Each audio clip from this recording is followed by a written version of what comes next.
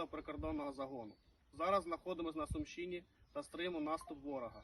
Потребуємо мікроавтобус для виконання бойових задач і очищення українського неба від ворожих крил.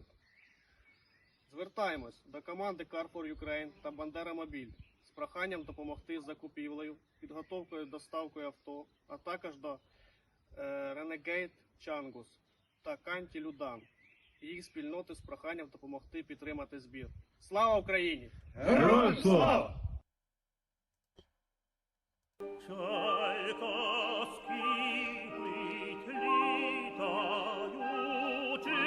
мов за дітьми плаче,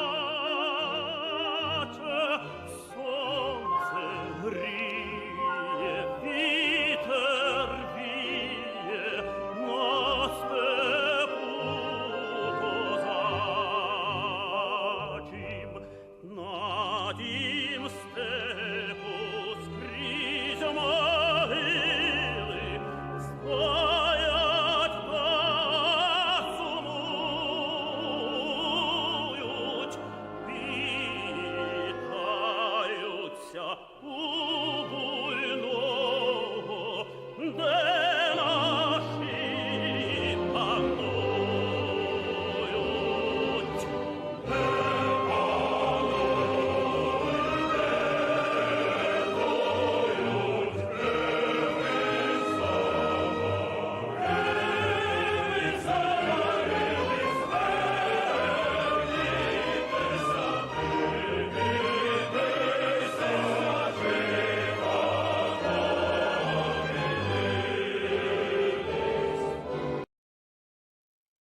Good evening, everybody. Welcome to the stream. As I have rolling thunder booming in the background, to my ears anyways. For those of you that might have missed it, see, has it even uploaded to YouTube from my phone yet, is the question.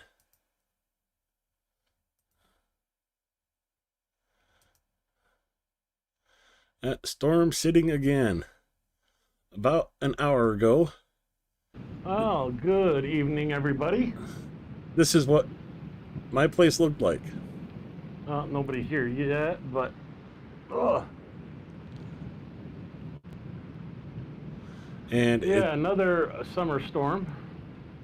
so I think the mic sounds fairly well. Yeah, it doesn't show on the camera or on the stream, it looks like, but very green. No, it was definitely clouds. way greener than it is showing there. But yeah, that was outside an hour ago, and that first cell has passed, and the second cell is just now coming. Ooh, there was a good thunder.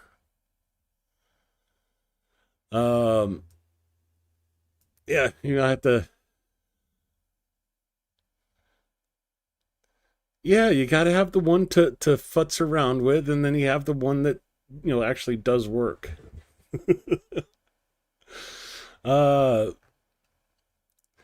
Adam Rounds in the chat, Siri Mar, good to see you both. Indy Darkstar, Derpat, Matt German, M35, McPigeon, Grunge Thing, BB, welcome back to the land of being up all night. Pyro Kurt. Not yet anyways, BB. Not yet. Still got a couple more storm cells to go through. The big ones have passed, but you still got the little ones, and the little ones are, storms are like scorpions. The little ones can be just as. Ooh, that shook the house. I didn't know I had a vibrating chair.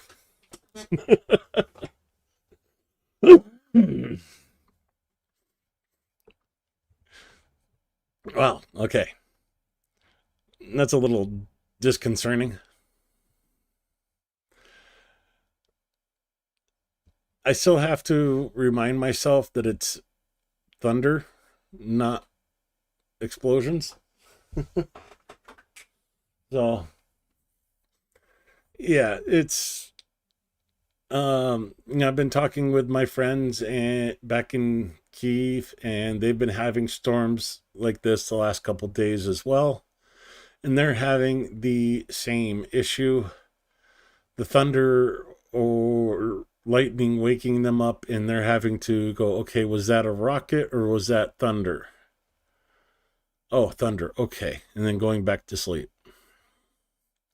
So just imagine having to make that determination as you're sleeping every night if the storm comes through. Oh, is it thunder or is it, time to go to the shelter?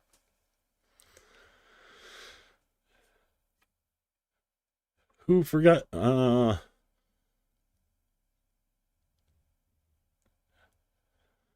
Nobody forgot. They just haven't done it yet. So a quick update on the Cars for Ukraine Summer Sunshine fundraiser with Chungus and myself. 81 donations. 3,111.38. Change that to THX 1138. My George Lucas Star Wars fans out there know what I mean. Overall campaign is at 234,569 dudes. With 2,422 donations. The goal was jumped up to 253,000. Get a couple more vehicles and drones for some units.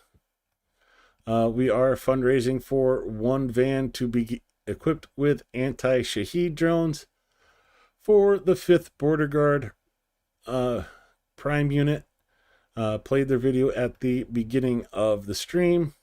Of course, if you donate 100 euros or more, 110 USD about, you can get the Fortress pin or one of the Summer Sunshine patches, the blue or the red.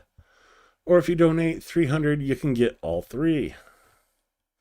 Our last donator was Adam Rounds yesterday with 10 euros. Thank you, Adam Rounds, for keeping it going. And with that, let's jump right into, the air alert map for one. Donetsk, Kharkiv, Sumy, drones flying over, and we see Fastiv, Vishnograd, north and west of Kyiv. Towards Zhytomyr, drones are flying. Going to the operational information as of 8 a.m. Oh, I got this set up differently today for some reason. There we go. That looks more like it.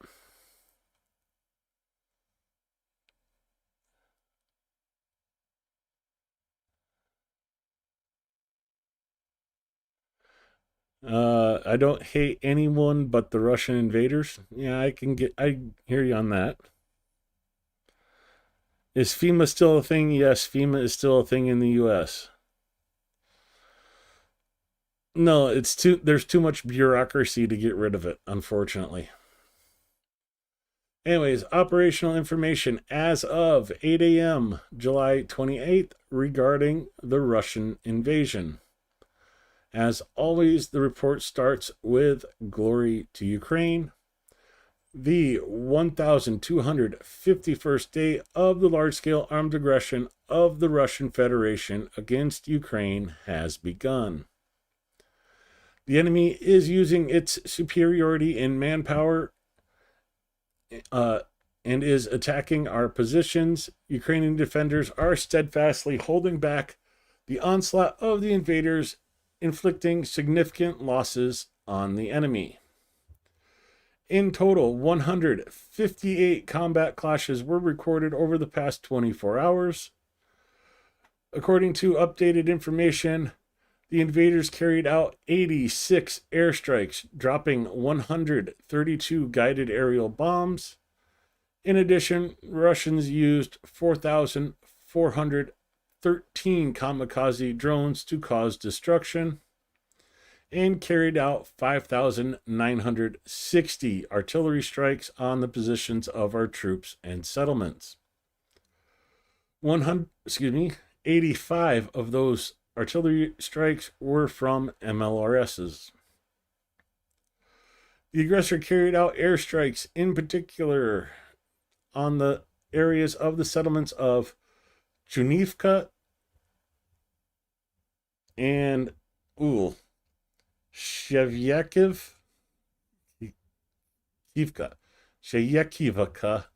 that's a tough one. In Kharkiv, Rodinsky, Mirnograd, Mykolaiv, Pokrovsk, in Donetsk, Bilogrivka, Novoandrivka, Zarechny, and Stepnohrisk in Zaporizhia, and the city of Lviv in Kherson.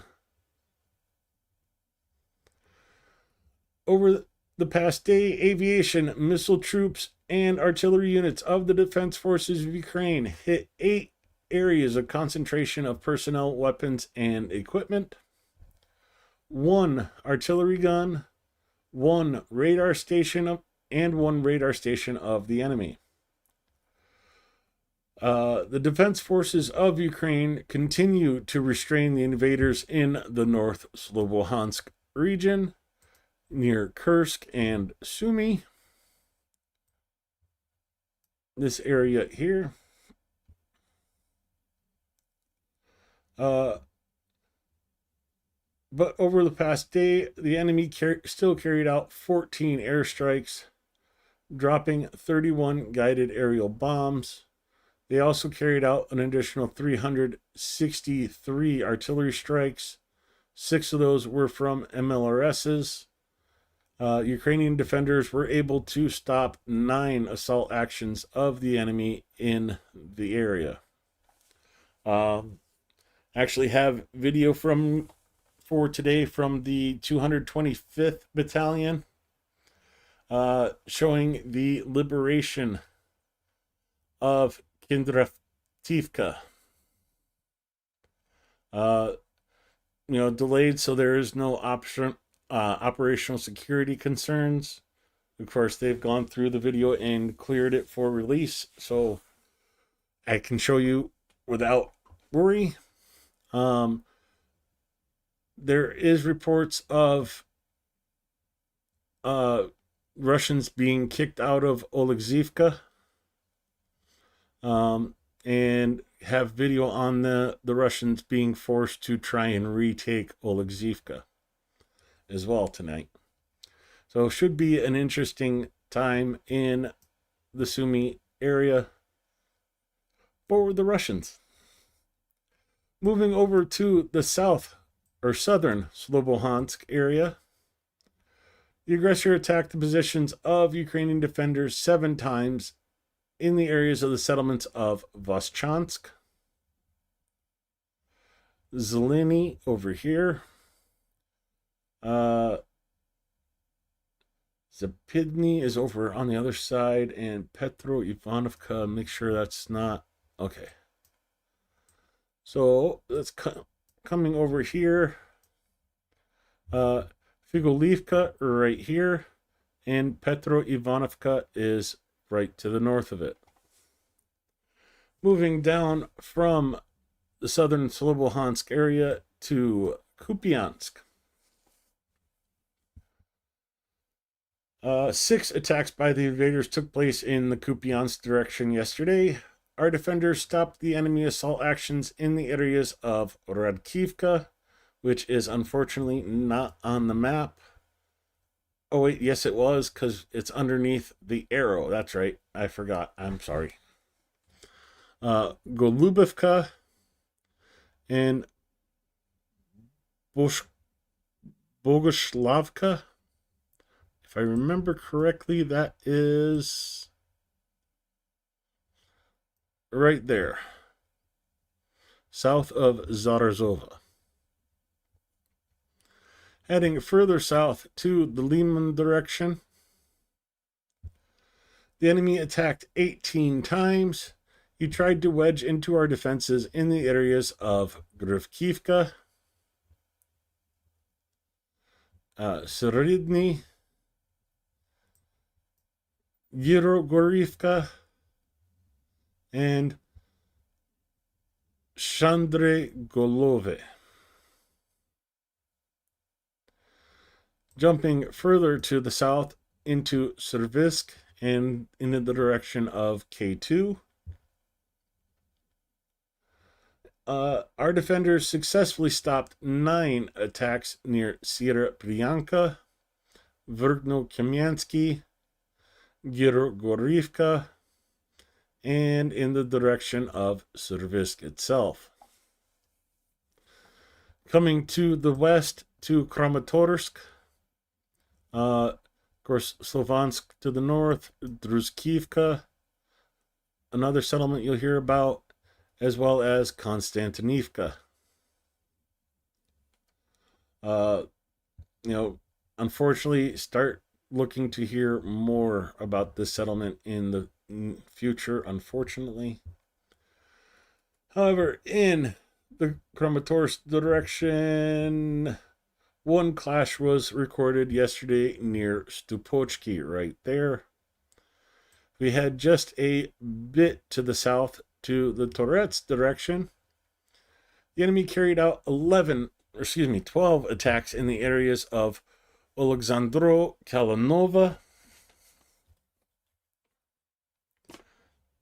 Okay. If you were there for the storm stream, one of the drops of water landed in my ear and it's bugging me. So, excuse me while I get the water or whatever it is out of my ear. Ugh. I'm sitting here talking and I hear the water popping, making like bubble noises or something in my ear. Anyways, in the Torets direction, 12 attacks in the areas of Alexandro Kalanova, Rusin Yar, Toretsk itself, Sachira Bnivka, and Yablunivka right here, north of Alexandro. Of course, covered up by the arrow. Moving over to Pokrovsk. Still looking very... I don't know what the word I should use for that is, but our defenders stopped 57 assault actions of the aggressor in the areas of the settlements of Volodonivka, up here to the north, Mirnograd, Lisivka, Zirozova, Udashny,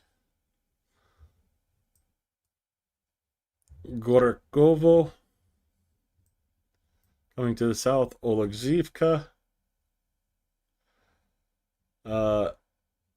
Jumping way back over to the north, Poltavka, Koltine, as well as in the areas of Pokrovsk,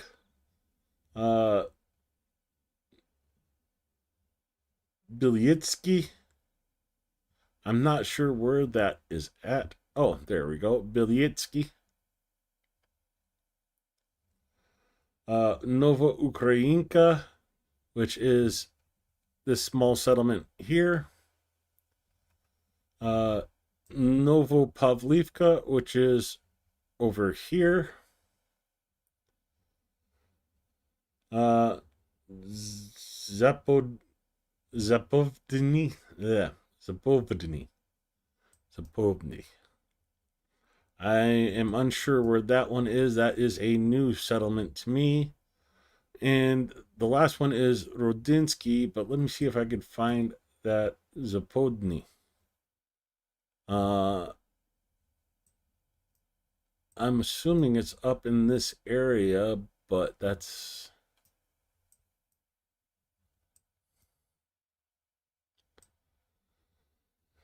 I'll have to take a look for that settlement another time. I'm not seeing it offhand.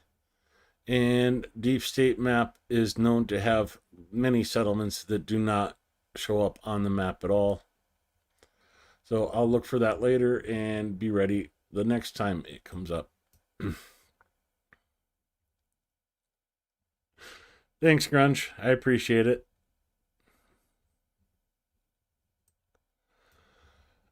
Moving over from Pokrovsk to the Novopavlivka direction. The enemy carried out 10 attacks yesterday in the settlements of Zeleny Pol down here, Novodorivka.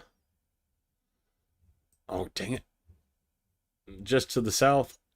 I'm sitting here looking up here, but yeah, I knew it was down the south, but my brain not wanting to function. Bedubny, Mirny, and in the direction of Andrivka, Klivstove, Andrivka, Klivstove.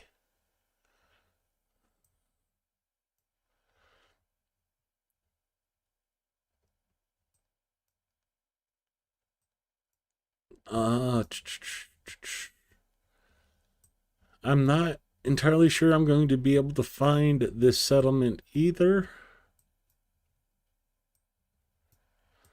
Yeah, that's another one I still need to look up and figure out where it is at.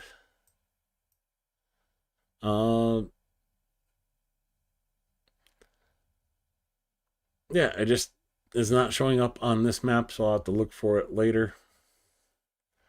Trimivka and Oleksandrograd.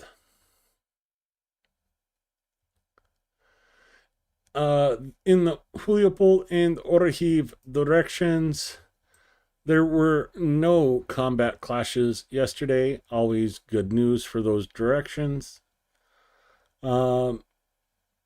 Over the past day in the Perniprovsky direction over here by Kherson, Perniprovsky next to Antonivka, and of course, you all know the bridge. The enemy made 5 attempts to advance in the direction of Perniprovsky itself. From what I am hearing, the main focus of Russia near Kherson right now is trying to reclaim the Antonov Bridge to be able to move closer and eventually cross, because they want to take Kherson as well. All of it.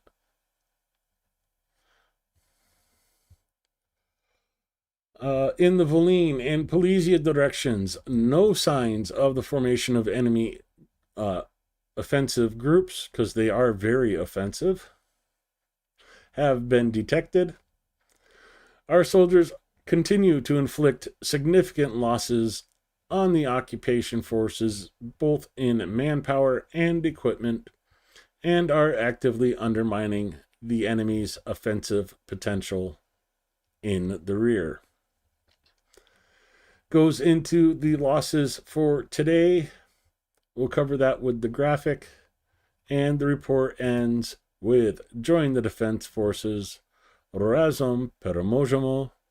Slava Ukraina.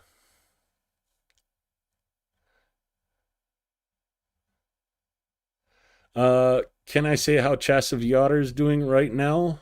I cannot tell you like minute to minute updates. I am not on the front. What I hear is usually 3 to 4 days old.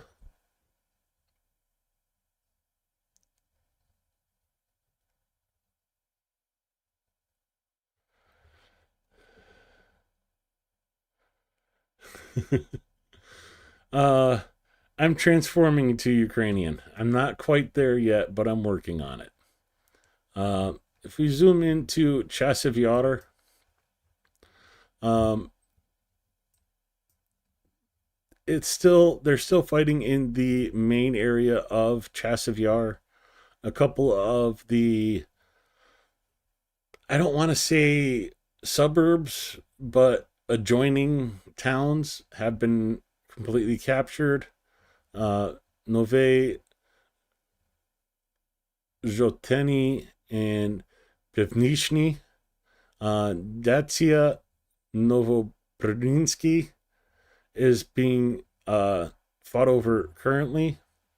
The industrial area of Chasiv Yar is held by Russians, and they're moving into that strip of residential places right here. It's not a great situation. If you remember, for a long time, Ukrainian was holding this line here with the not the reservoir, but the canal. There's a cement canal right here, very steep sides, and Ukraine was able to keep Russia from crossing that for quite a few months. Unfortunately, it's like, throwing horseshoes. You get a ringer every once in a while, and Russia was able to cross it, get a foothold, and it took Russia months to go this far. But like the lessons of Bakhmut, Toretsk, they're finding out urban warfare in Chasiv Yar sucks.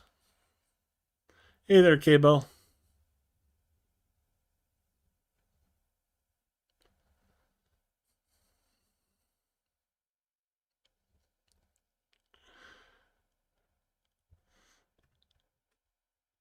Yeah, don't get me wrong. I'm not going to say Russia is not advancing. They're making advances here. Tiny advances in Toretsk, and then cleared, and then they advance, and then they're cleared. There's video from 3rd Assault Brigade of clearing houses in Toretsk. They'll go through and let's see if I can go to the satellite imagery. It's not very clear on here, but these are all little private house areas. They'll go through the street and clear a street one day, clear the next street the next day, and then the third day the Russians are back on that third street or that first street. And the cycle starts all over again, unfortunately. Russia's main tactic is launch meat waves down a road, either on motorcycles, ATVs, Ladas converted into El Caminos, or whatever they can, or just even have them walk. And as soon as they hit contact, the Russian soldiers' job is to jump out, find cover, and stay alive so that area counts as captured.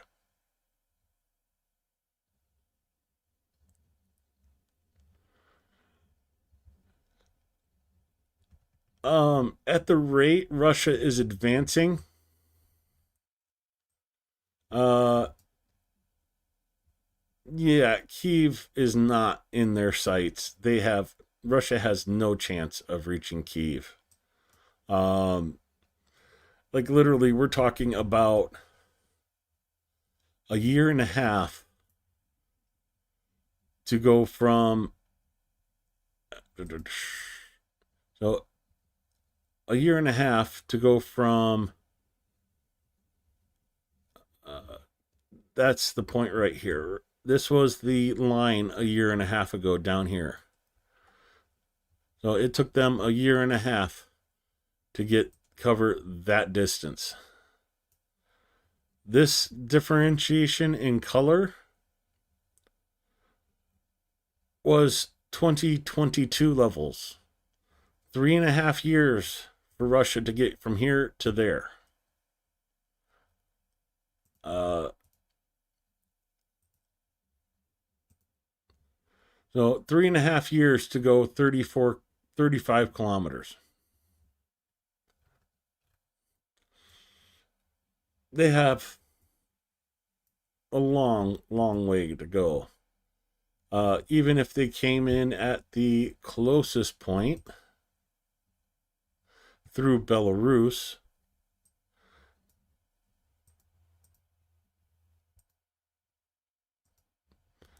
"94 kilometers.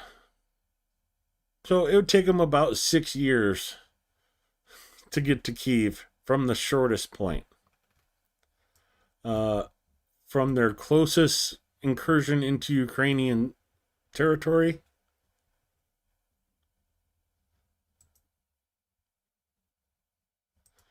why is it doing this to me?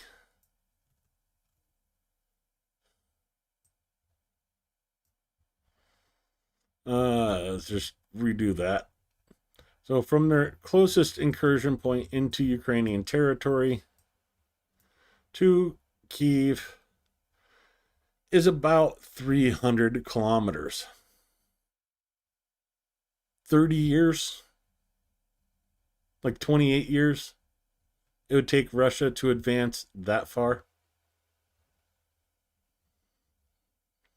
Russia's not taking over Ukraine. Russia's not going to be able to topple the Ukrainian government. And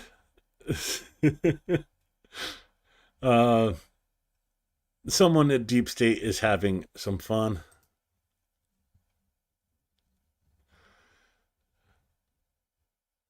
Let's see.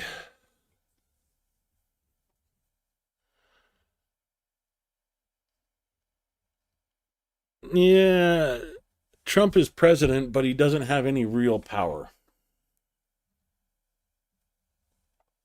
Ugh.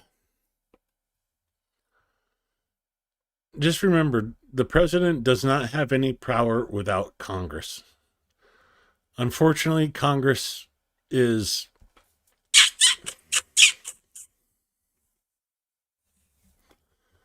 No, it's not Trump you have to worry about, it's Congress. And unfortunately, right now, they're doing whatever Trump says. Air alert has cleared around Kyiv. Sumy, Kharkiv, Donetsk still under air alert. And we go to the Russian losses for today. They're only in his pocket as if you're talking about his back pocket or his prison pocket. Total combat losses of the Russian Federation as of July 28th, 1,251st day of the full-scale invasion. And we have an even 1,000 personnel killed or wounded, bringing the total to 1,050,250. Hey, Steve, how's it going? 4 more tanks, 1 armored personnel vehicle, 4 artillery systems, 1 MLRS, 235 UAVs, and 103 vehicles. Yeah, I kind of threw Steve under the bus.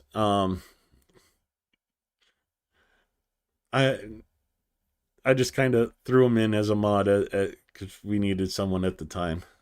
And you were sleeping, BB. So, not saying you don't need sleep, but you need to sleep better.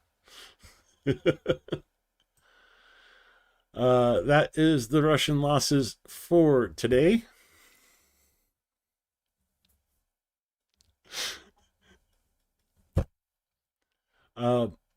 Ow. I forgot where to go from here. Oh, yeah. Let's go over to Telegram and Zelensky's speech for today. Бажаю здоров'я. Oh, that's... Здоров'я. Yeah, I can't keep up with that нашим воїнам, speed. які захищають українське небо. За ніч на сьогодні ще 3 Let's сотні try російських 90% дронів. speed.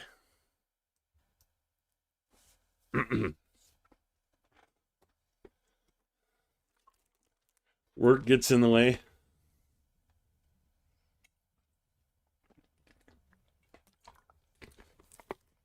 Hey, gotta make the money. Credit's no good when Jabba's running shop in your neighborhood.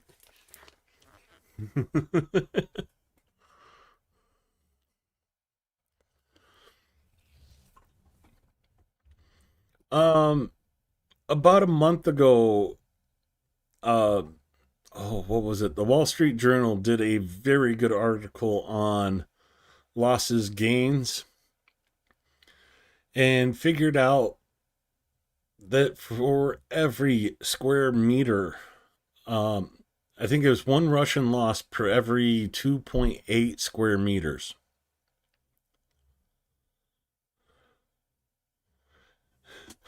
I don't do coffee, Adam.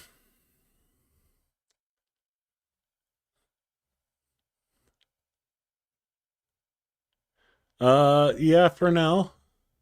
The thundering rain and hail has stopped, so.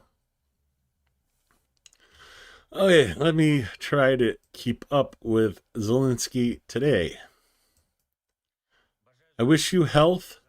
First of all, I would like to thank all our warriors who are defending Ukrainian skies. Overnight, our warriors neutralized another 300 Russian drones. Many of them were shot down. They have been good results in downing Shaheeds with interceptor drones. Army Aviation, Air Force Aviation, and mobile fire groups did a good job too. We are ramping up everything that can provide additional protection for our cities, our Ukrainian communities. Thank you to everyone who is helping. Yesterday, in my conversation with President Macron, we agreed that Ukraine will provide a clear and detailed outline of our current funding needs for drones. The updated document is already being presented, and hold on, let me...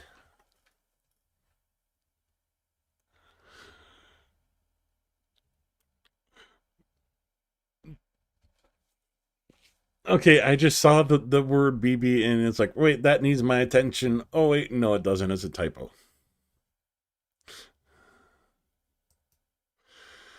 The updated document is already being presented to our partners, the Secretary of National Security and Defense Council, together with a team of the President's Office, has prepared everything. The drone-related objectives set for this year will be fully met.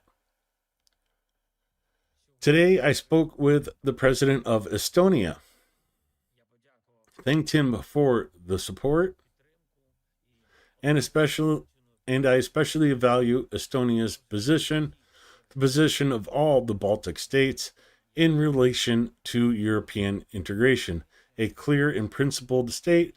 The same goes for other friends in the European Union. Thanks a lot. Ukraine delivers on its promises. Today, there was an extremely significant statement by President Trump, and it is true. It is Russia who is doing everything to undermine peace efforts and drag out this war. Every night there are strikes, constant Russian attempts to hurt Ukraine. Indeed, peace is possible if we act strongly and decisively. And we have repeatedly said, and all partners know this, that sanctions are a key element. Russian factors in the sanctions, factors in losses, peace through strength, is possible, Ukraine, as always, is ready to work with America, with President Trump, in the most productive way possible to end this war with dignity and a lasting peace. I thank everyone in our Ukrainian foreign policy team who is working for this, for a truly meaningful relationship with America. A few more things. Today I signed a law that strengthens the security services of Ukraine, giving it greater capacity to carry out combat tasks, eliminate the occupier, and conduct special operations in defending Ukraine. The number of personnel is being increased for the A Special Operations Center of the Security Services of Ukraine. These are amongst the most effective warriors. I also signed the law we discussed with the families of Ukrainians held in Russian captivity and with our warriors themselves, those who were freed and have returned home. The law restores justice. It resolves the financial issue, ensuring that warriors who were taken prisoner receive the same financial guarantees as all other defenders of Ukraine. Today, I was in the coordination headquarters for the treatment of prisoners of war. We held a special meeting dedicated to this particular day, the Day of Remembrance, a day when we honor the memory of those killed in Olinka. At the time, the Russians committed I have to back that up. At the time, the Russians committed one of the biggest massacres. Over 50 Azov fighters were killed in an explosion and fire, and nearly 150 others were severely wounded. An absolutely heinous crime. I'm going to stop his video there and put this into perspective for people who have forgot or do not know. 200 Ukrainian POWs were housed in a prison. I'll just say prison because it wasn't really. It was basically a warehouse with a bunch of cots and barbed wire. In occupied Olinkiv,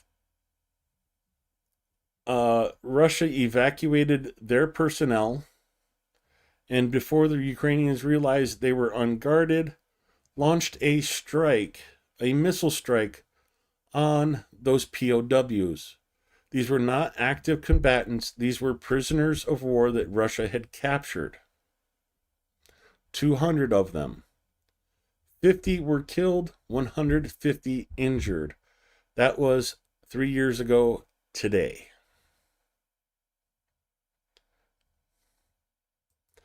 From now on, every year, Ukrainians will honor the memory of all our people who were killed, those who were executed or tortured in Russian captivity, in Russian prisons, in Russian camps, and on the front line.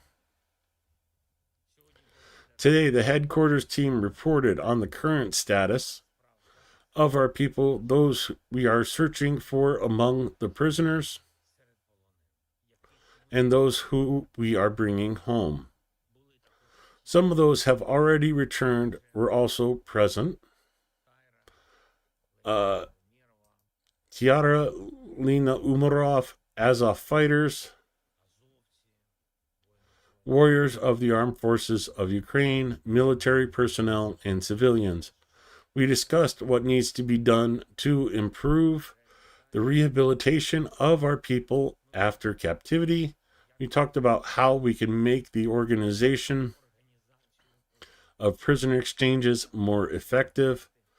Following this discussion, I instructed the preparation of draft laws to provide more rights and opportunities to those released from Russian captivity. There are decisions that can be made by the Ministry of Defense and the Ministry of Health, the military command, and the negotiation team. I expect implementation and reporting by the end of the week. We have already brought back 5,857 of our people through exchanges. We are looking for every single name. We must bring everyone home. Ukrainians deserve to live in peace in their own home, in an independent Ukrainian state. Slava Ukraina.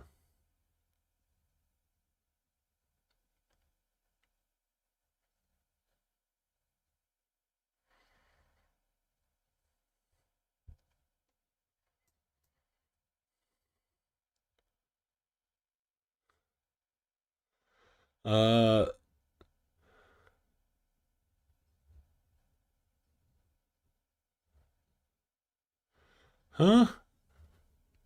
What do you mean Adam gets the conch shell? This ain't Lord of the Flies.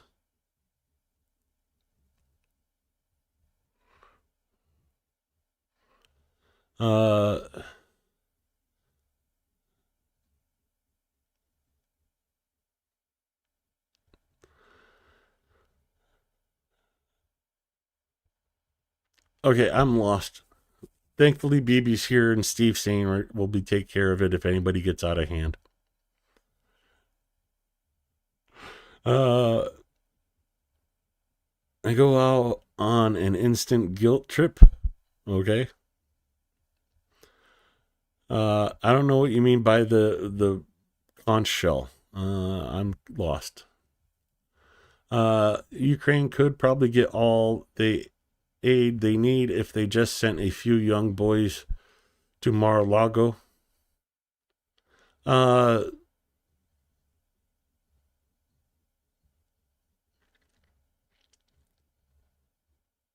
not going to ask anybody to take that for the team.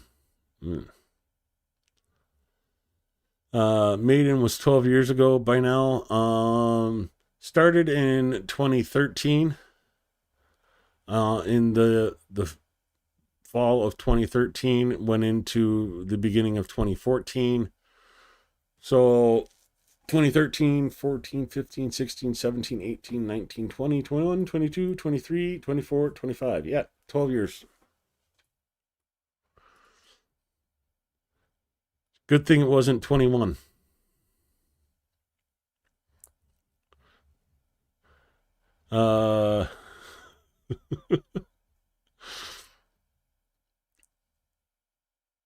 Oh, the crown thing? Yeah, that's YouTube's top fan thingy. Yeah, I have no control over that, so don't blame me. Internet was not up to date then, or people were as okay. Broken conch shell is present. We have choice, mafia, not suspect. Okay.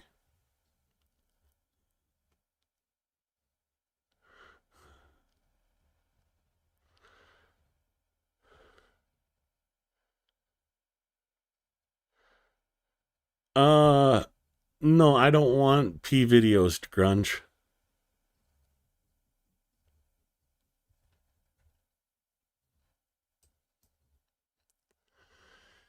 Anyways, moving to Canty Center on Telegram, give you folks a preview of the videos to come and the stories to cover today as we scroll back to the beginning of the day with the drone report.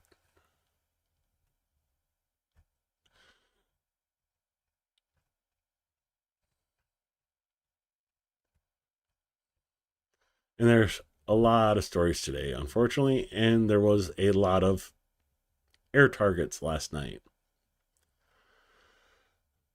331 air targets last night. 311 enemy targets shot down or suppressed. They didn't break down the missiles or drones for this post. So let me go to here and see if I can find a more detailed. Oh, there's a lot of posts to go through.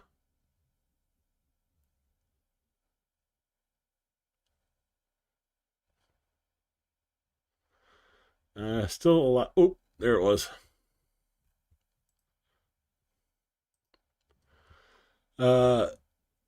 Shot down, suppressed 311. The main strike direction, Starokonstantiv in Klemensky. Hits of 2 missiles of different types and 15 strike UAVs recorded in 3 locations, as well as the fall of shot down fragments in several locations. Aeroballistic Kinzhal 47 M2 missiles did not reach their targets. That looks like the best information we'll get. And the approximate route of the missiles, I enjoyed looking at this to get an idea of what's going on.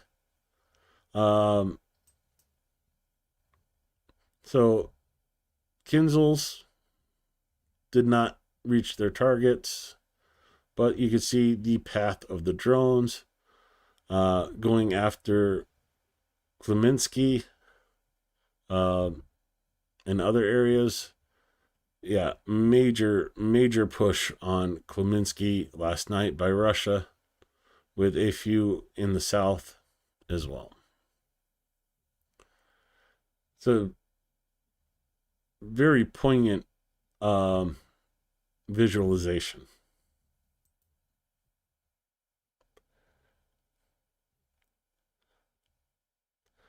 Okay, Mexi Girl, since you're late, you're the one that has to donate to the Summer Sunshine fundraiser to keep it going for a donation a day. Oh, wait, I guess not, because we have 82 donations now. Let's jump down to the bottom. And again, it's Adam Rounds keeping the daily donations coming. Thank you, Adam, for the 10 euros.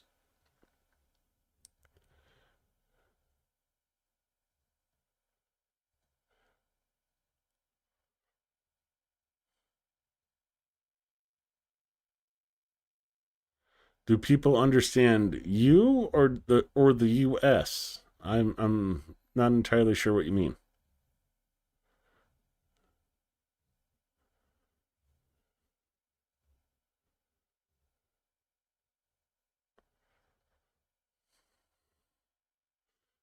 Grunge, and if you case you didn't pick up on that, go look at your spelling of when you told me to Google.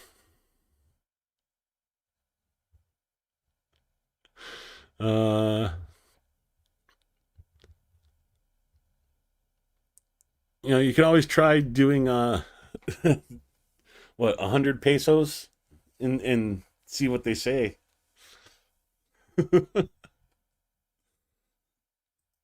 Be interesting. And first and foremost, the main story today is Aeroloft, the major Russian airline, was hacked today. Rough gist of the story is hackers destroyed IT infrastructure of Aeroloft. About 7,000 servers were destroyed, and over 20 terabytes of data stolen or deleted. That is the cancellation board at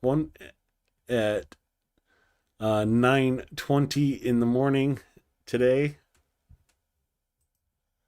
Some of the data they were able to steal. And of course, Russians waiting for canceled flights. Let me just cover this one really quick. In the first half of the year, the defense ministries ordered 158 billion hryvnia more goods from Ukrainian manufacturers than in the same period last year. This is awesome news.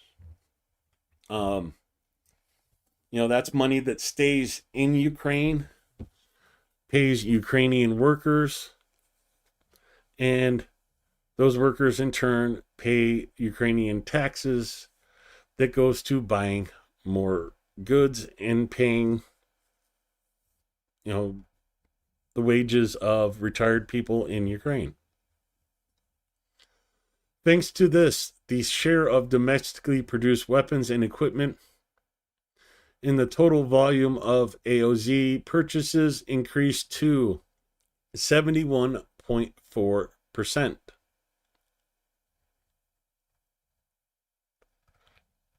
Oh, I just love that kind of news.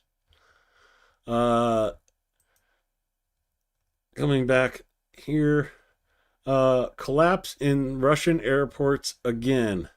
This time due to a failure in the aeroloft system. This was put out before it was known that the hackers were going. The last time due to drone attacks on July 19th through 22nd. More than 500 flights were canceled, and the problem affected almost 75,000 passengers in Russia.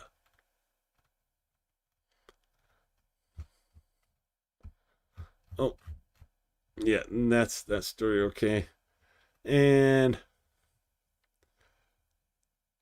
Russia's largest airline, Aeroloft, has reported a failure in its information system due to a devastating cyber attack, causing delays in cancellations of dozens of flights.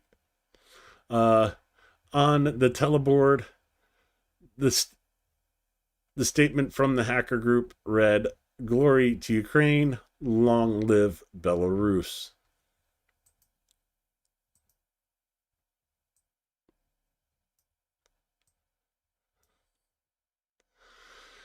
So, if you haven't been to an airport in a while, the red means canceled flight.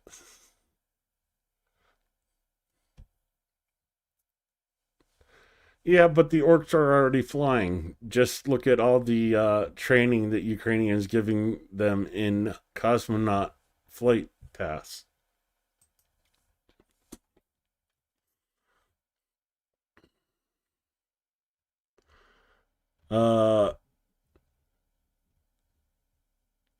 So this is what the hackers did. They got and downloaded the full array of flight history databases. They compromised all critical corporate systems, including Crew, Sabre, SharePoint, Exchange, so many others. Gained control over personal computers of employees, including senior management.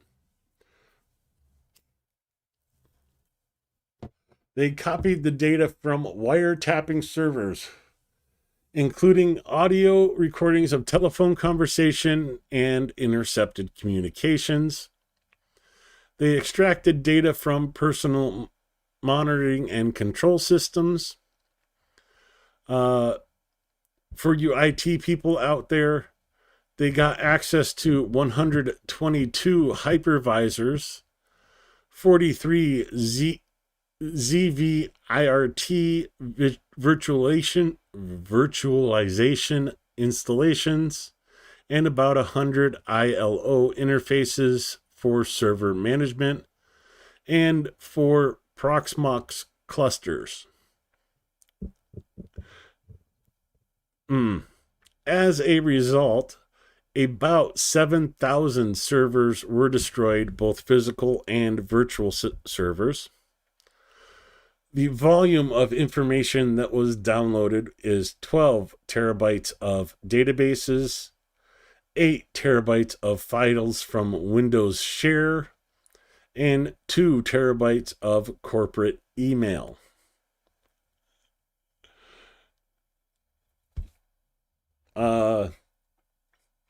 Airloft's internal IT infrastructure was destroyed by Belarusian hackers. They spent a year inside Airloft's corporate network, methodically developing access, delving into the very core of the infrastructure. And it all came into fruition today.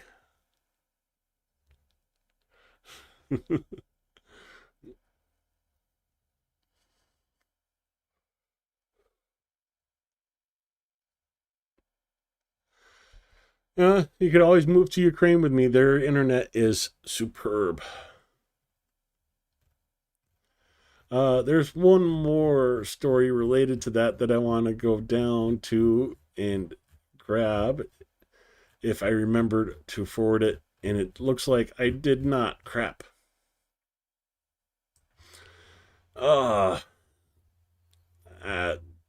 Makes me mad. I forgot to do that.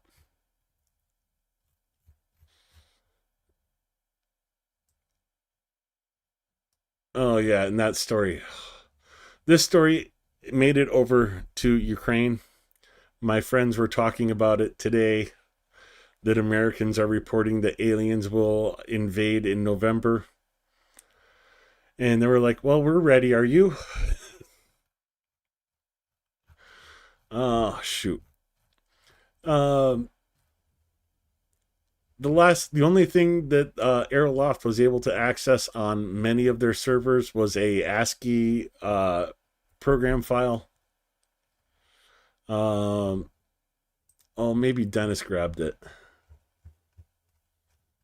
Let's see. Hopefully, come on, Dennis, have it. Dennis, you usually have the funny stuff, but no, not today. Let's search for ASCII. Here we go. Guten Morgen. Aeroflot kaputt. FSB certified translation. Ruskies. What's up with Yablolo?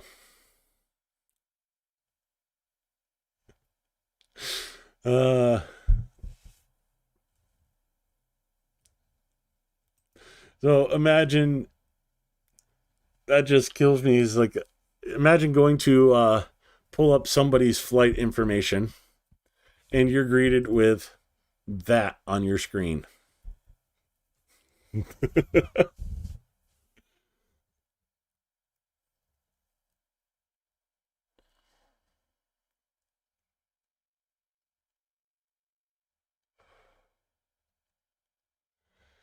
Yeah, he's even in the odd channels that not many other people are in.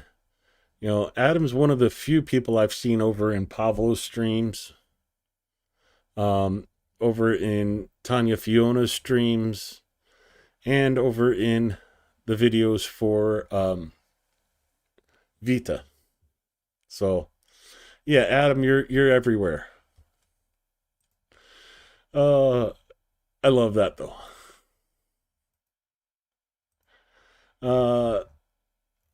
Yeah, huge hack by the Belarusians, taking it down Aeroflot. And the first footage from liberated Kindrativka in Sumy region. Let's go to the deep state map, zoom in. So this settlement right here.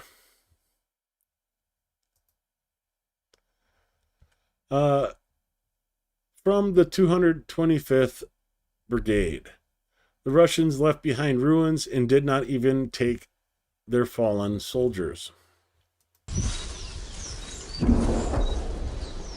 Кондратівку відбили. Від оцих підарасів освободили. Лежать, сука, пухнуть тут.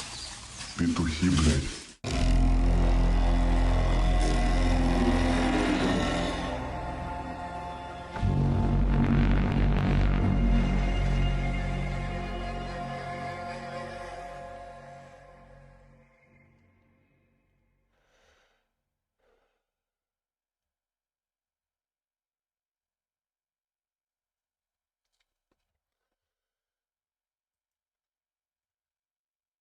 I love to comment, Anton, but I don't want to get into American politics on this stream.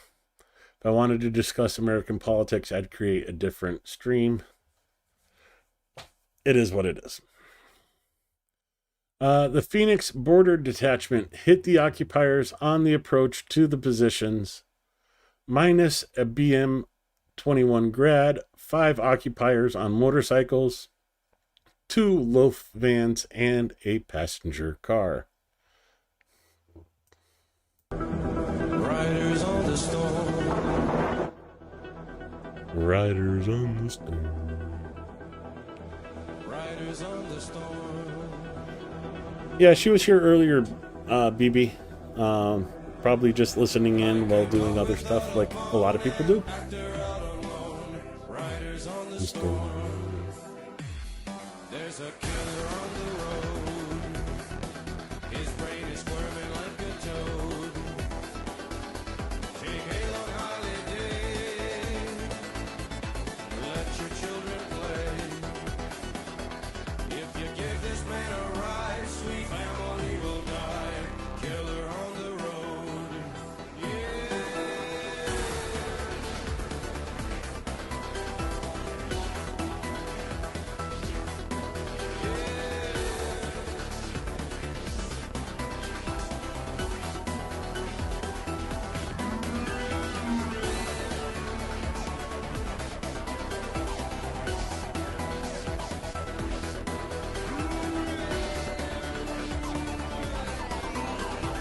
Okay, let's do a timeout for, because this kind of falls into the discussion in chat about the elections, and it also falls into some of the bullshit misinformation that Russia and their bots are spreading. I was in a Ukrainian streamer's chat, and he was trying to say that 80% of Americans voted for Trump. First off, 80% of Americans are not even registered to vote.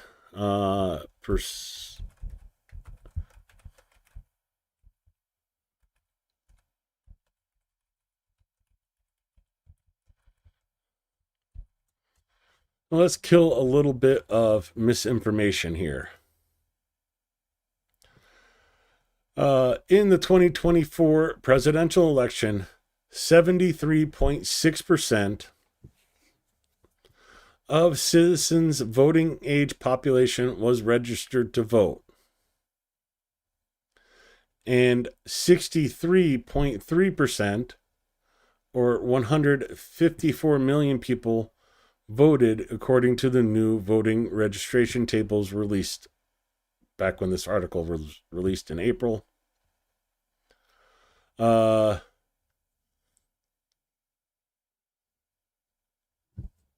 Yeah, so not even 80% of Americans voted. 65% of Americans that were eligible to vote in the U.S. voted.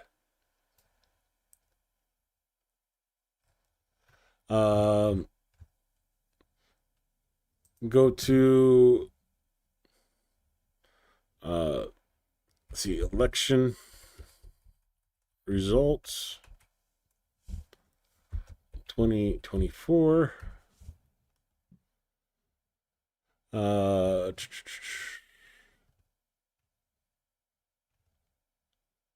don't see the one I want to do, so we'll do President Project.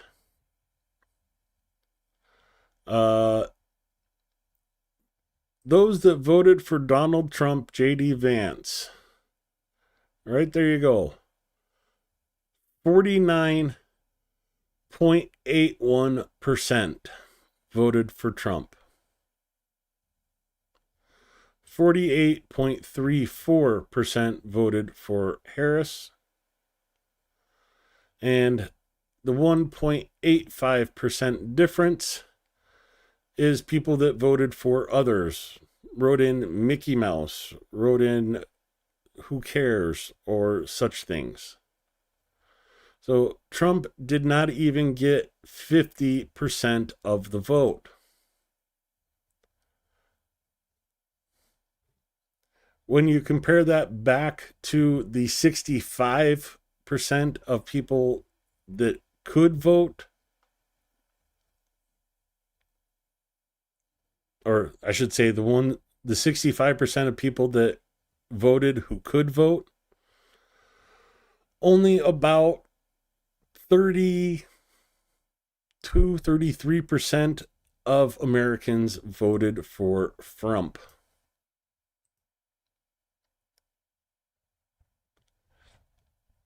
Yep, that's who's in office. Someone that 1 out of 3 people voted for.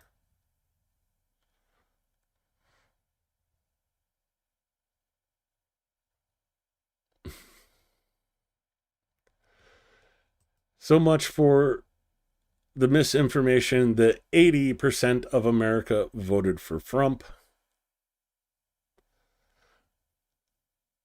Yeah, it was a very narrow margin that Trump won the election.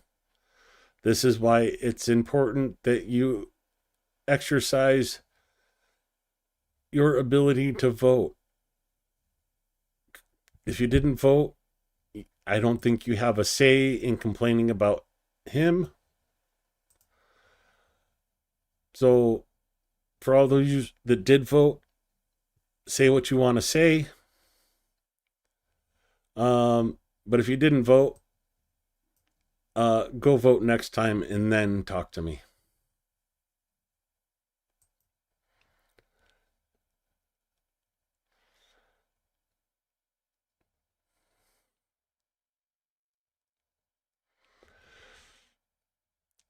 Yeah, I mean, it's, you go into like LA or San Francisco, and the piles of homeless people living and setting up tents on the sidewalk next to the street is freaking insane.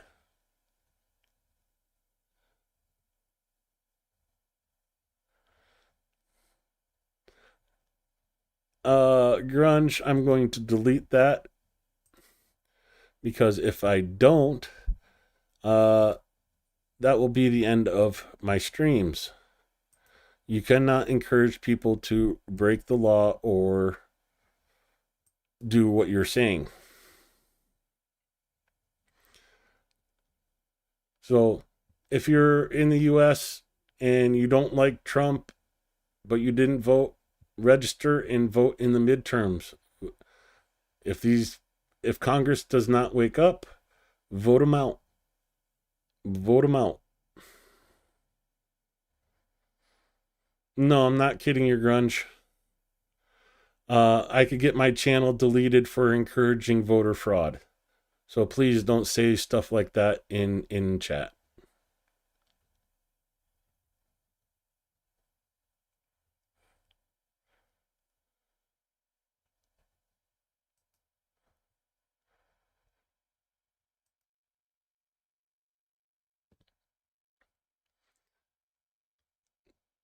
Rephrase it. If you can't vote, try registering. YouTube is very, very strict on stuff like that. I am not going to let even something that could be misconstrued be on my streams, because I don't want to get deleted. And such is why I usually don't talk about American politics, because it can get your channel on YouTube deleted very quickly.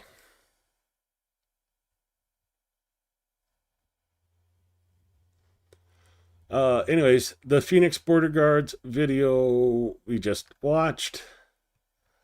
A military training center is on fire in Kostovo near Zeleny Novograd in Russia. There's the image, and here is the video.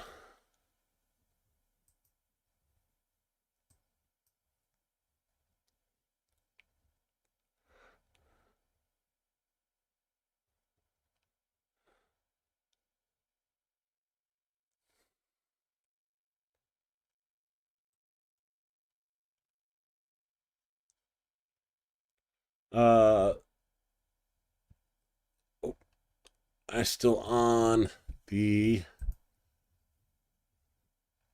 Oh, we got more donations in. We're up to 3,161 euros and 40 cents. I'm going to laugh if it was Mexi Girl.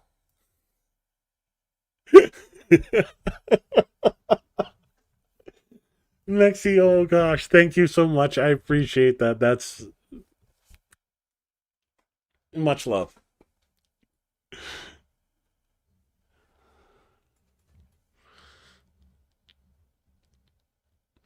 Heather W with 1301 US dollars and Derpat with 20 euros.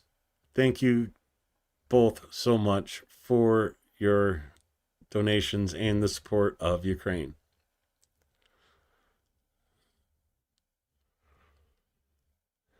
No, Grunge, I am manually deleting those because if the system sees those messages, the stream ends and my channel goes away. Just so you know.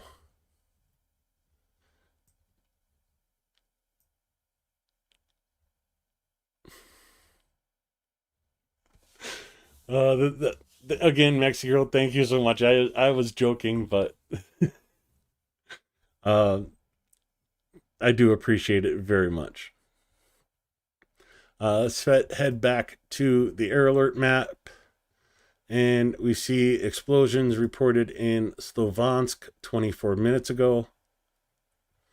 Kharkiv, Eastern Dnipro under air alert, Sumy, and Chernihiv coming under air alert 2 minutes at 30, might as well say 3 minutes ago.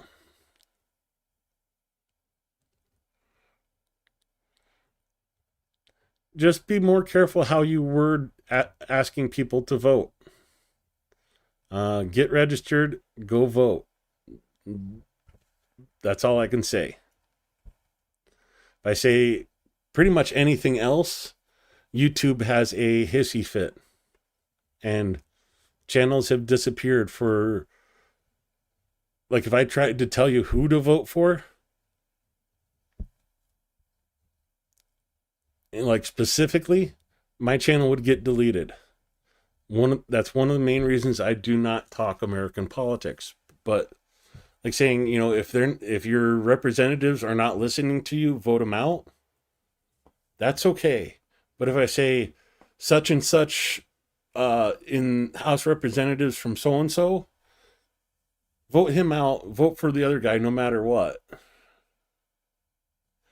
I know it's what he means, but that's not how that reads.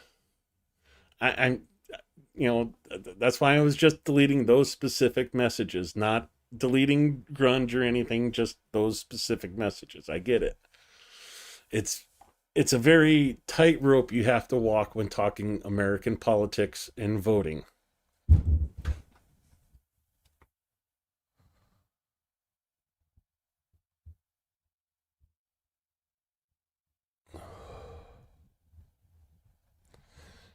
Holy fuck. That scared the crap out of me. Did that come through the speaker or through the mic?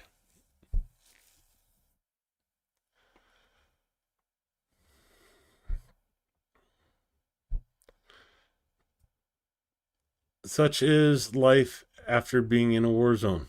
You hear stuff like that, you jump.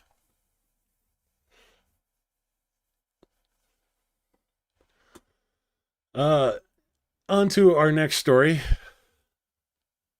Yeah, it was much louder here.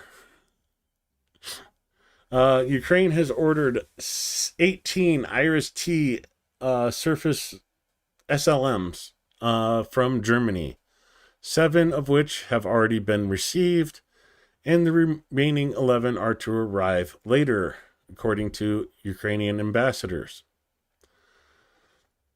Each system currently being produced in Germany for Ukraine includes 3 medium-range surface launch missiles. I'm not sure what the SML or SLM stands for, and 2 short-range launchers. So, thank you, Germany, for helping Ukraine's air defense.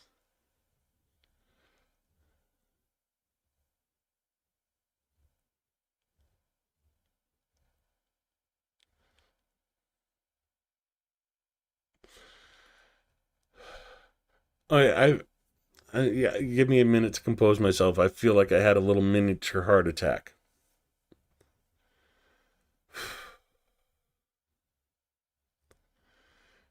And let's watch this video of the elimination of Russian soldiers near Kindrativka, Sumy, where we just talked about.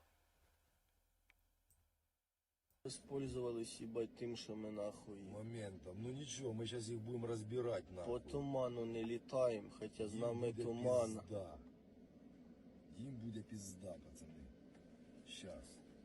Які наївні персонажі.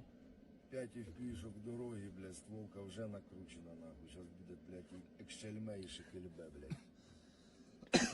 Як мурав'ї, Ти йовані. смотри, сука, це Шторм Z пиздує. В чорних тих, нахуй. Та похуй, хто то пизд. Ну взяв, короче, їхня пісенька спета. А там в кущу їх і поховали.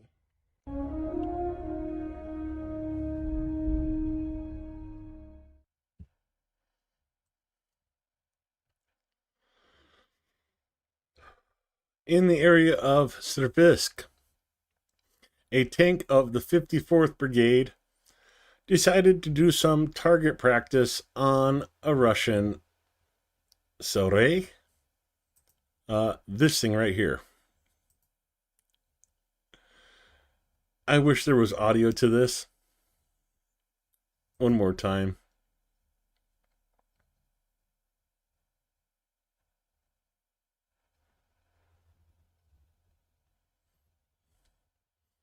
Okay, one more time. 3 times.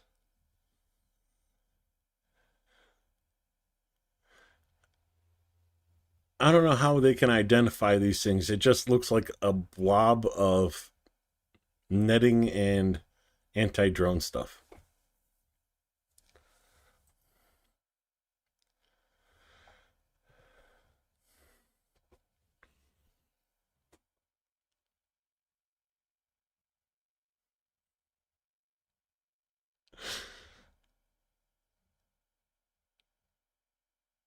Yeah, I could see that, KKGG. And not everybody's here in the States, but unfortunately, YouTube's rules is kind of crappy and not well written and leaves a lot of room for the judgment of an underpaid, overworked person that reviews video at YouTube.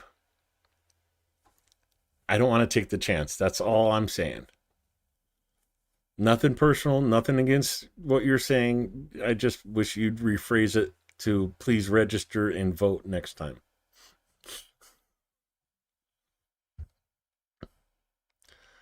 And I'm sure you've all heard what Trump said today. This is Dmitry Medvedev's response. Trump's playing the ultimatum game with Russia. 50 days or 10, he should remember 2 things. Russia isn't Israel or even Iran. Each new ultimatum is a threat and a step towards war, not between Russia and Ukraine, but with his own country. Don't go down the Sleepy Joe road.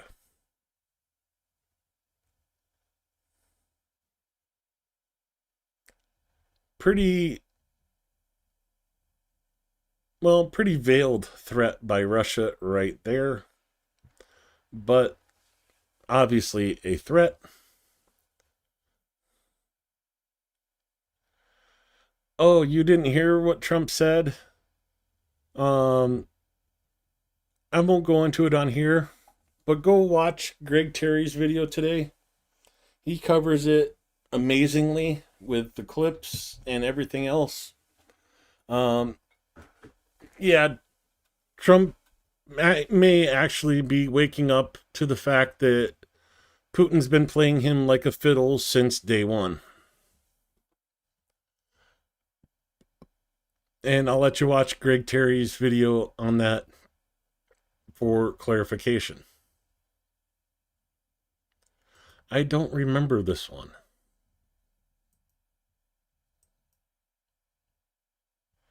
Why did I only link one part of it? Oh, I remember this one now.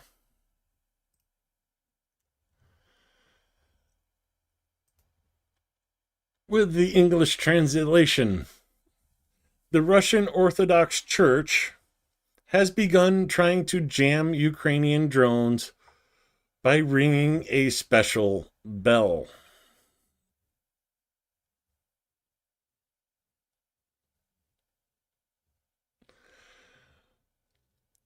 They're claiming that only ringing helps fight drones that operate using fiberglass, says Archpriest Artemy Vladimirov. Ringing a bell jams drones made of fiberglass.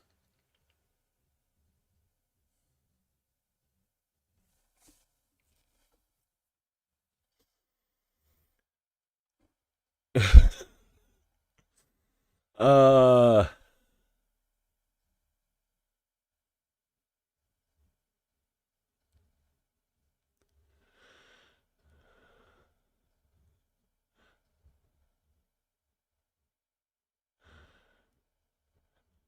yeah, I mean, I couldn't say it better. I could just show you, and I would have to play Trump's videos, and I'd just prefer not to.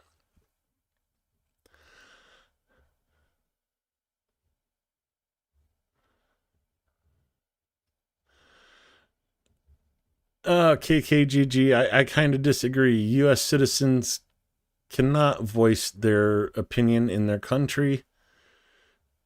We can if we have our own independent media system, but unfortunately, platforms like YouTube, Twitch, Twitter, X, whatever you want to call it, if your opinions do not match up with theirs, they will cancel you.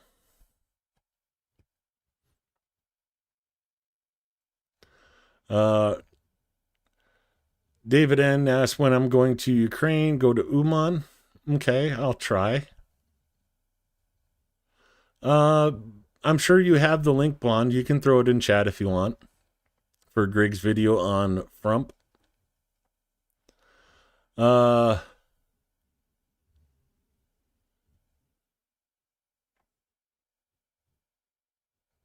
Rain's starting again. Yeah, bells to jam fiberglass made drones. Yeah.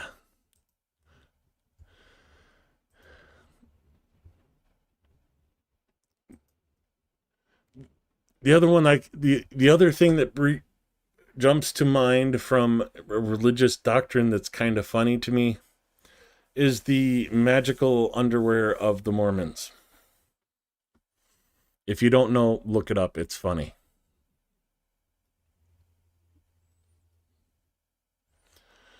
Anton, my bestie is from Wisconsin. I'll be heading there soon. Get us some cheese, BB. Indie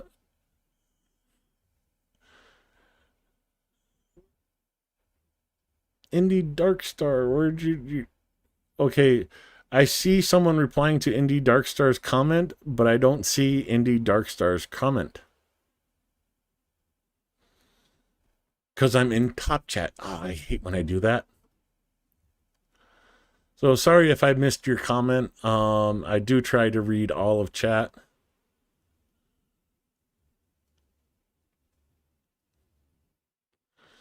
Oh, well, okay, yeah, I get you there. I'm unfortunately have to think from a different mindset, and that's where my mind went. So I'll go with this here, roll up a little sanity. Oh, I had those last night, BB.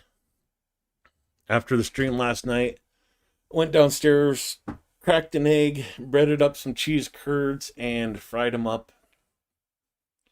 Oh, so good.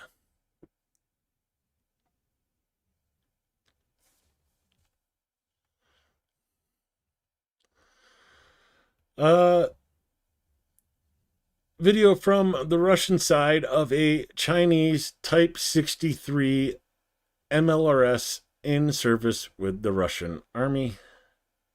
Включай. Погнал.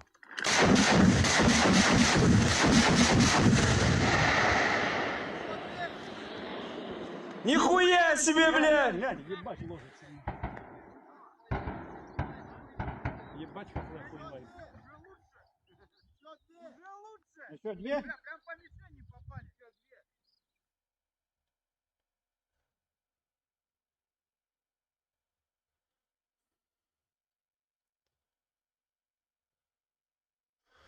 Oh, everybody's frustrated, definitely.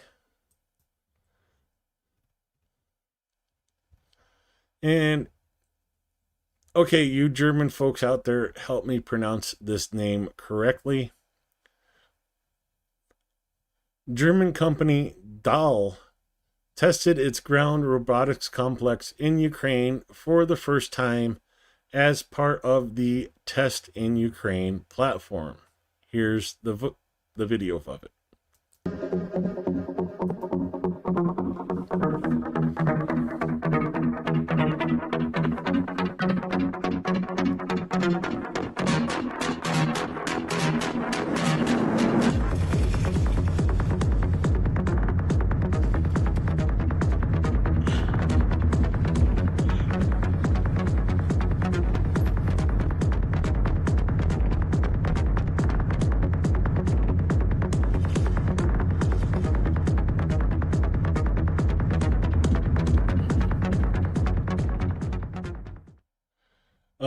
BB, we went from Russians ringing a bell claiming the bell disrupts Ukrainian drones made of fiberglass to the magic underwear.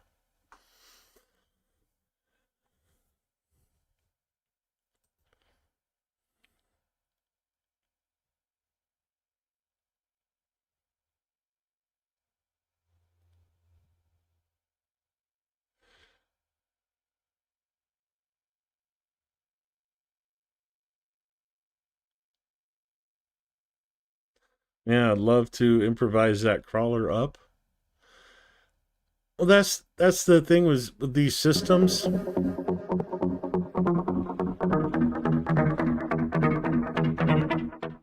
It's just a base, really. From like this point up, you could put anything on it, I think.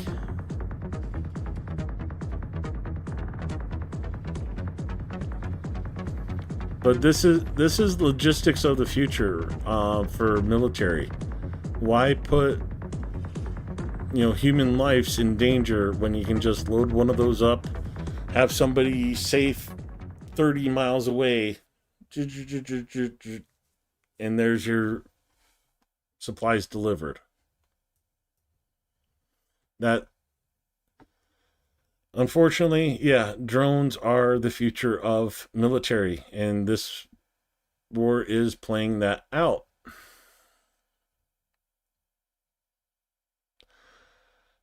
I don't know. I would have to look up the stats on that. I don't know the offhand, but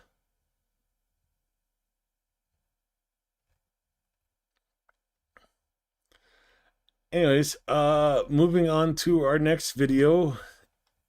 Unfortunately, one of Putin's, but it's covering the security guards using FPV interceptors and jamming devices. It's kind of funny how these guys look with that equipment walking around Putin.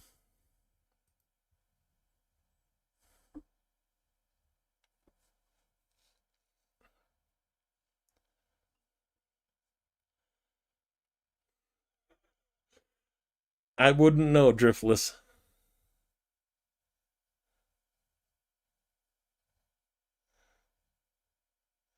So that's the interceptor drone that Putin has around him all the time now. So apparently the idea is they can drop that down. I'd love to know what's under this dude's like inflated jacket.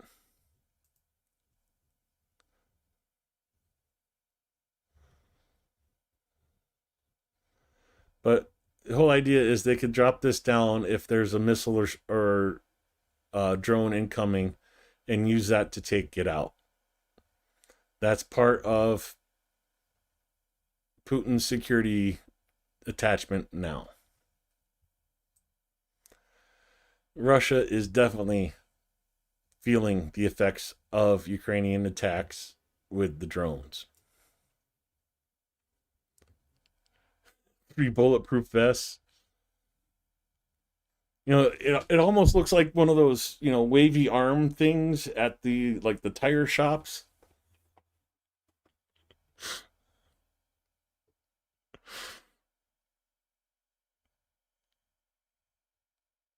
Uh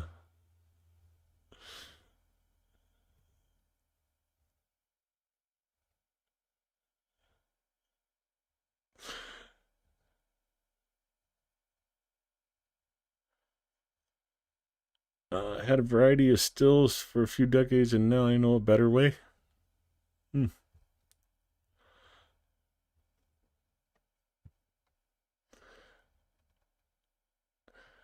And just one more point on the Russian, was it Aeroloft flights being canceled. This is Russian airports today.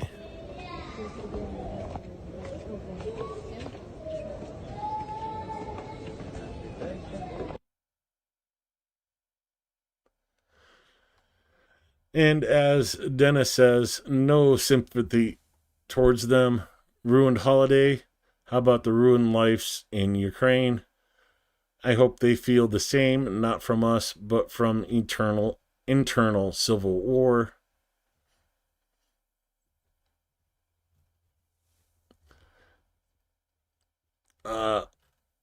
Few more stories to go through tonight.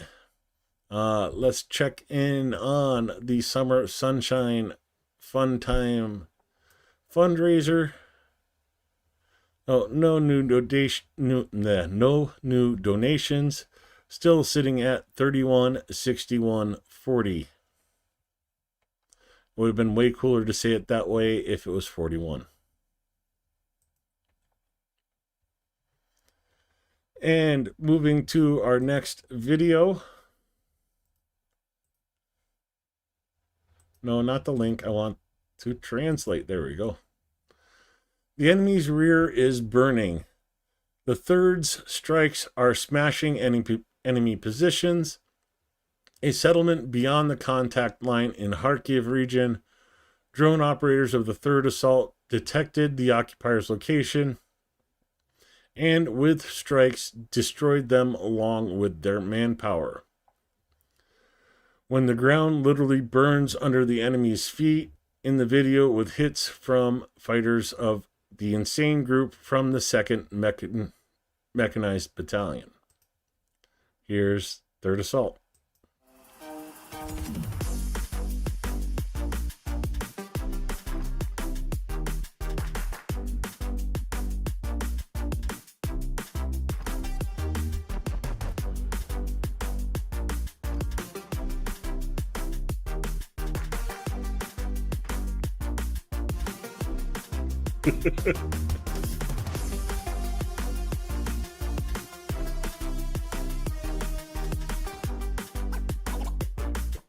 Oh, Vlad's in chat. His ears must have been burning.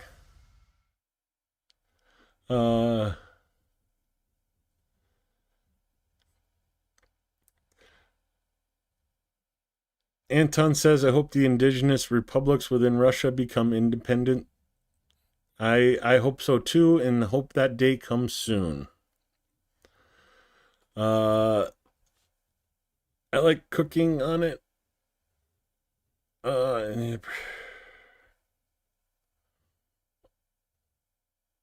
Okay, I am definitely not keeping up with chat as much as I should.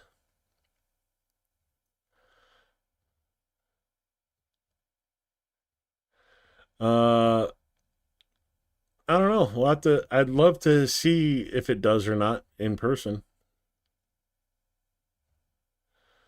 So many Turk people are within Russia or occupied by Russia. Crimean Tatars, Berksers, Yakuts, Tuvans. Yeah, and that list is even longer. This crazy thing is Russia has to subjugate 3 times their population to feel safe.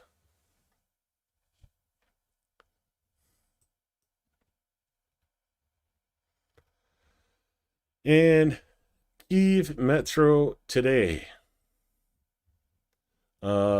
This is what it's like in Kyiv under 311 air targets.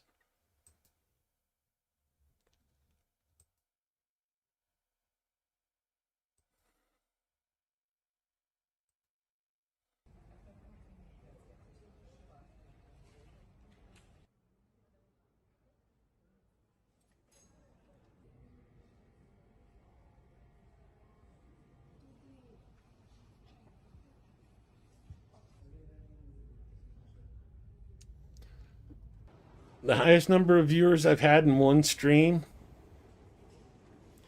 It doesn't really count because it was like one Russian troll with like 20 bot accounts.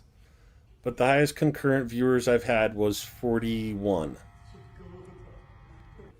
I'm sitting at 33 viewers right now.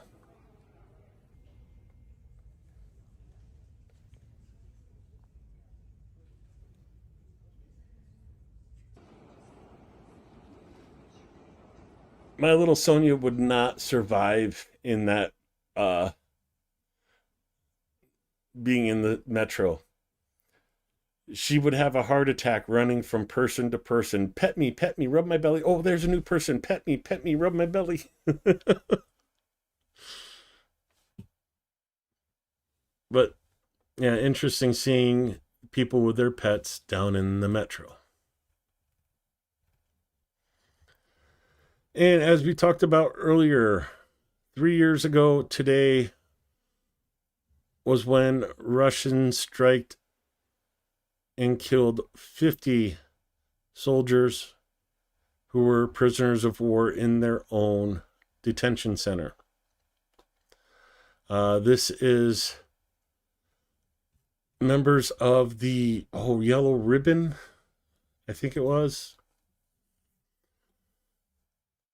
Anyways, the text says, today we honor the memory of the victims of the Olenivka terrorist attack, residents of Donetsk, Mariupol, Luhansk, Sevastopol, Semostopol.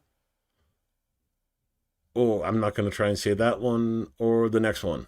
Joined the action in the temporarily occupied territories. Activists of the Yellow Ribbon movement held a silent memorial event because the cruelty in Olenivka has left a mark on everyone who sees and understands what Russia is doing. 3 years ago, the Russians treacherously killed the captured defenders of Azovstal. In the Olenivka colony, Russian treachery always goes hand in hand with lies, tortures, and fear.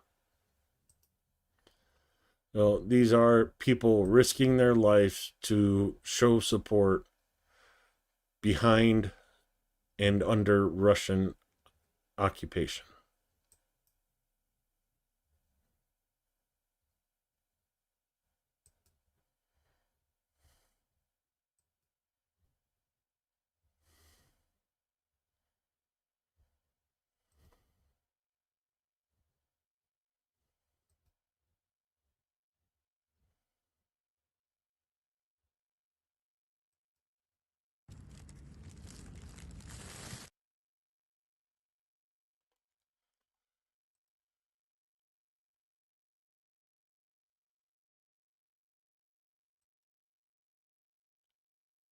Yeah, that would, behind the lines, that would get this person shot having that. So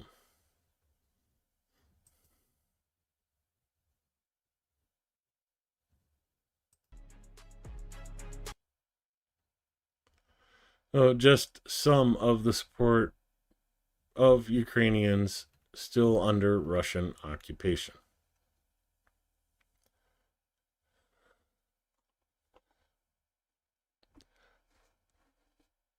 Did you run the wood gasifier, Mitch, or was it just already gas?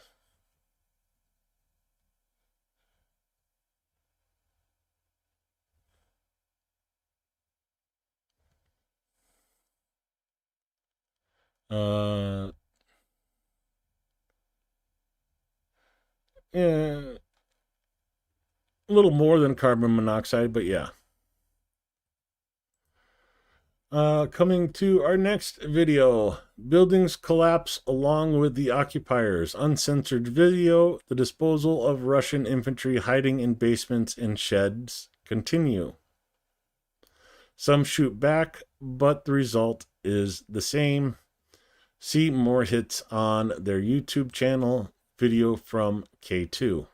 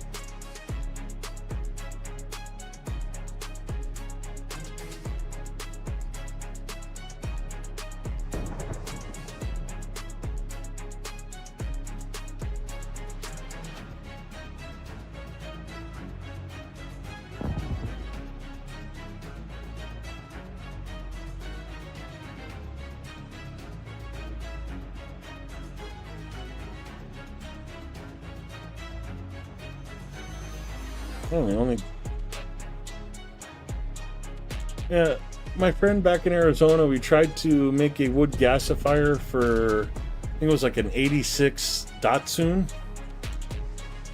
And when I was there, we just never could get it to work. I don't know if he's still working on it or still messing around with it. But he always ended up with like a leak somewhere. But I guess that's what happens when you make your wood gasifier out of trash cans.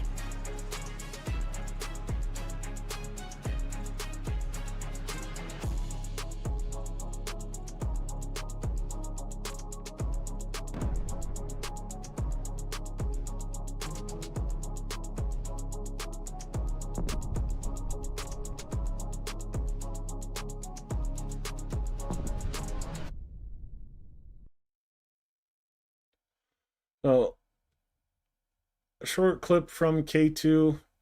They're pushing the longer videos and more detailed videos to their YouTube channel. Go and check them out if you want more frontline action. In our next clip, BBC pilots of the 63rd Brigade are eliminating occupiers in Todoretsk and the surrounding area. And I think we got hail, or I have hail.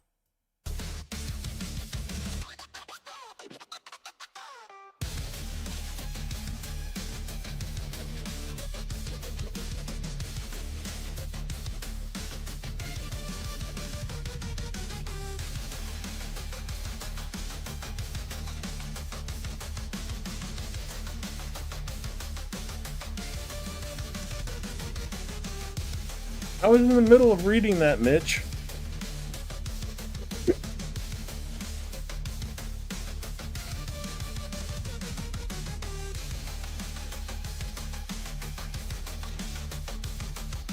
Thank you for subscribing. I appreciate it. Oh, hail no.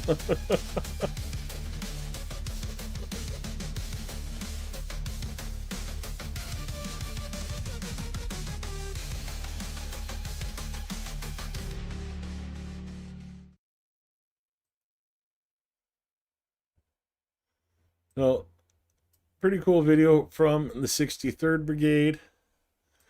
I want to take a moment to show you guys what I've been dealing with most of the night. So, this is the line of storms that moved through my town. Starting with this one, you guys were, well, some of you guys were on stream with me for this part. And this all has been going through my town. And I'm right in this area right here. So that's what's getting me right now. A little bit more to go. And then it looks like we'll be clearing up. Let's see.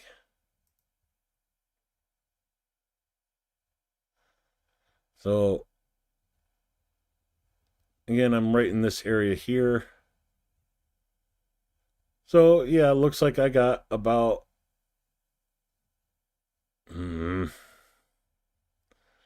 midnight. Midnight, I'll be finally done with all the storms.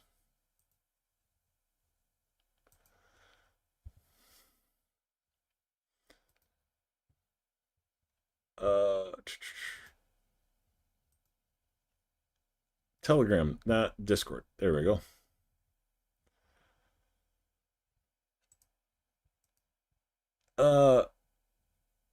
Freedom Force shows the special operation Siren.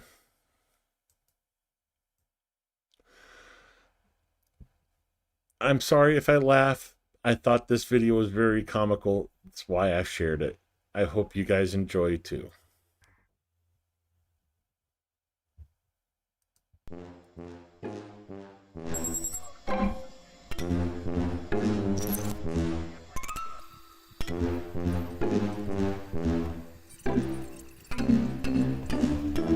Що мені всі поставлю її план до ній? Давай.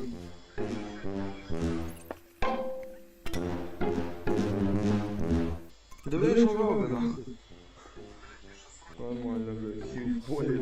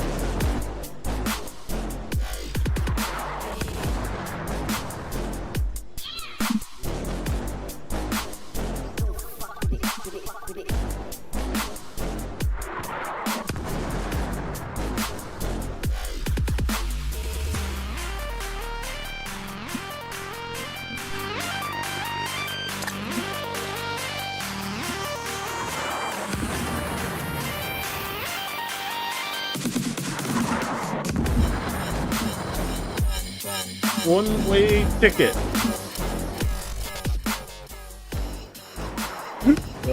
Sorry, couldn't resist. Jugga jugga. One-way ticket, mada.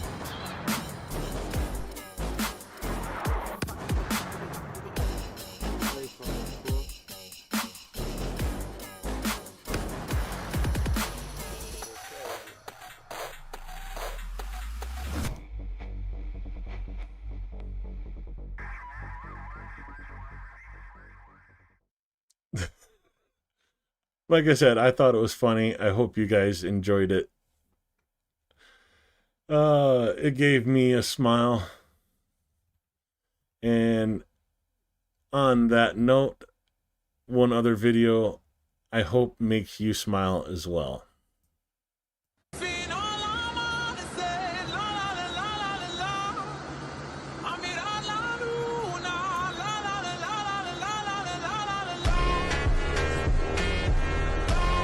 We don't have any prairie dogs left in South Dakota.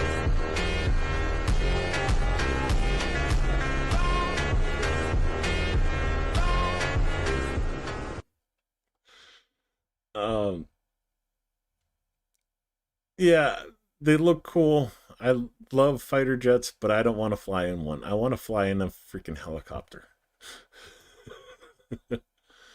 Oh, I almost forgot.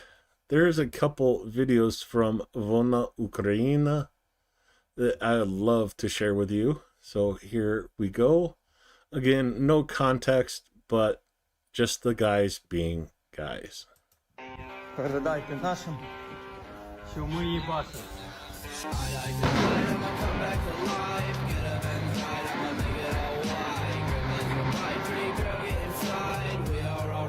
Yeah, they're almost over, Adam.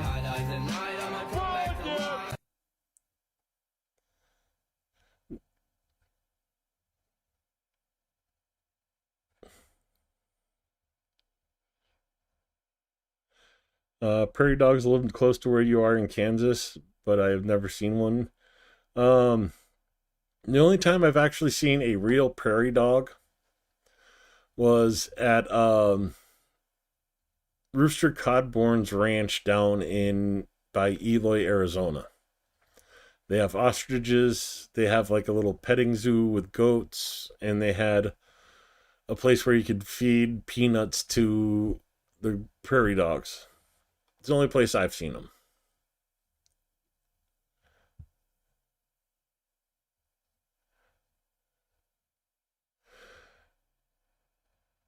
Yeah, apparently what you need most as a fighter jet pilot is a neck of steel.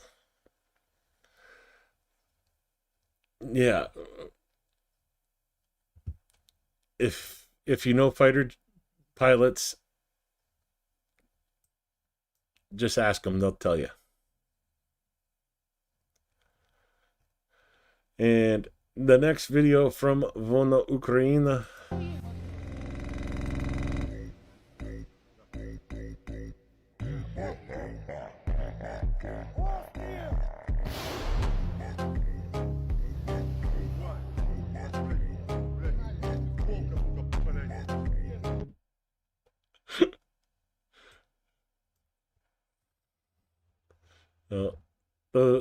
Those are the last two videos from today.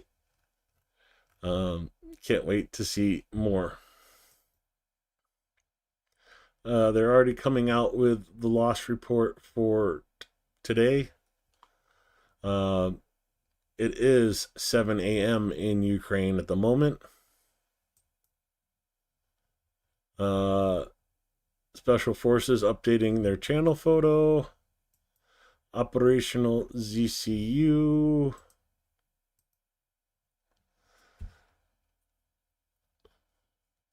At night, there was a drone raid in Rostov-on-Don.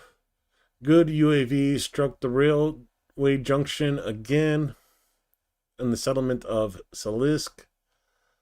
The enemy's railway infrastructure was damaged. The train traffic in the area has been suspended. 2 more drones crashed into a substation in the settlement of Orolsky, causing a fire on the site. Due to an accident, another important enemy logistic artery was blocked.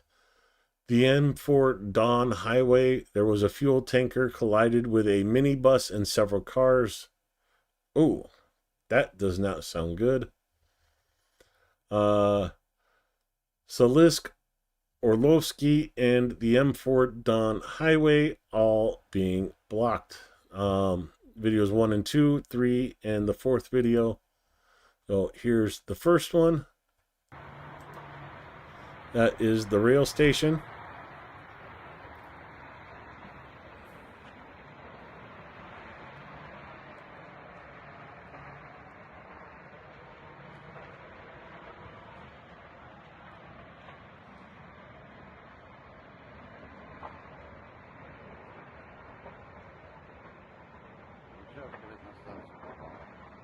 Это уже что? Это уже, по-моему,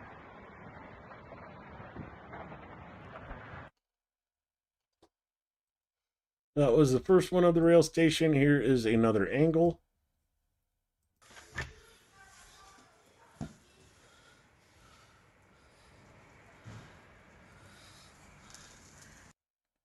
Just a little bit of fire there.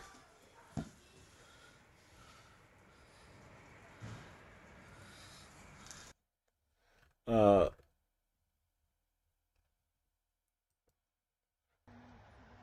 the substation.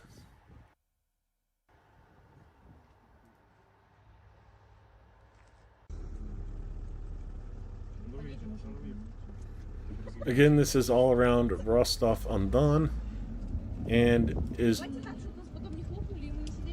basically trying to disrupt Russian logistics leading into occupied Ukraine. And the last video is the M4 highway where the crash happened. Да, жесткая причем. Что это загорел? Это ППЛ мог ебануть. Кто? Ну, беспилотник мог. Что? Ебать, что это? Это... Ох, Саня, Саня, езжай, тапку в пол, Саня! Давлю. Бля, ты тоже пиздец.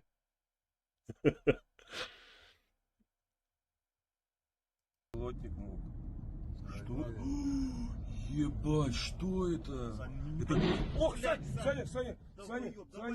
езжай, тапку в пол, Саня! Давлю.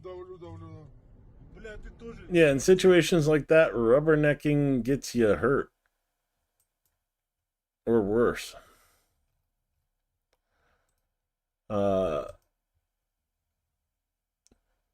Sazlik was hit while a train with equipment, presumably military, was passing through there. Nice. So, yeah, I see a couple military vehicles on fire on the train as they hit that station. Good work and great timing. And again, the loss reports coming out for today. That is all I have for you for today. Air alerts clearing in most areas, just Chernihiv active at the moment. Let's do one more check-in on the Summer Sunshine fundraiser with Renegade Chungus and myself. We are up to 84 donations, 3,161 euros and 40 cents. Again, thank you to the donators today: Adam Rounds, Darpat, and Mexigirl. Thank you so much for helping out Cars for Ukraine and the soldiers of the Prime Unit, 5th Border Guard Unit. Have a great night, everybody. Please remember to hit the like, hit the subscribe if you're not. It helps the channel grow. And most importantly, keep supporting Ukraine. See you guys. See everybody next time. Have a safe night. And I'm out.